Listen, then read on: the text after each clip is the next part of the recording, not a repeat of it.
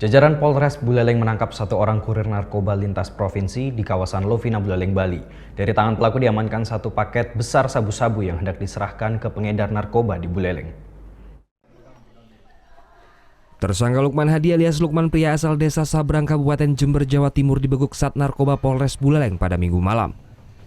Tersangka Lukman yang datang dari Jawa ini menuju Singaraja hendak mengantar narkoba jenis sabu-sabu.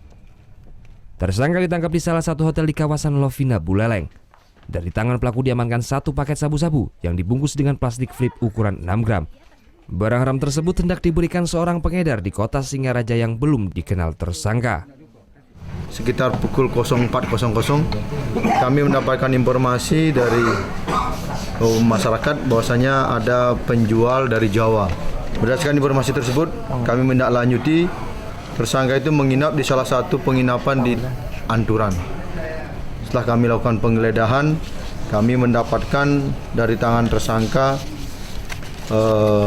kristal bening yang diduga sabu kurang lebih 6,6 gram yang rencananya mereka akan berikan kepada seseorang di Buleleng. Dari pengakuan tersangka Lukman, barang tersebut merupakan titipan rekannya dari Pulau Jawa.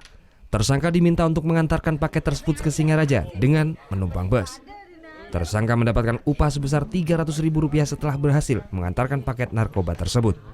300.000 aja. 300.000. Ya. Itu kan simpannya di mana? Bisa lolos dari pelabuhan? Ya di kantong besek, Mas. Ada pemeriksaan KTP aja ya? KTP aja. Udah berapa kali pernah ke Bali? Cuma satu kali. Selain ke Bali, pernah tak mengedarkan kemana? Tidak pernah. Selain menangkap kurir narkoba lintas provinsi, Polres Buleleng juga menangkap satu pemakaian narkoba di perumahan Banyuning, Singaraja. Tersangka adalah Kadek Sukadana Yasa alias Suke. Dari 3 pelaku, polisi mengamankan 4 paket sabu-sabu serta 1 alat hisap berupa bong. Untuk mempertanggungjawabkan perbuatannya, kedua pelaku dijerat pasal 112 atau pasal 127 ayat 1 dan Undang-Undang RI nomor 35 tahun 2009 dengan ancaman hukuman 12 tahun penjara. Putu Wijana melaporkan untuk NET.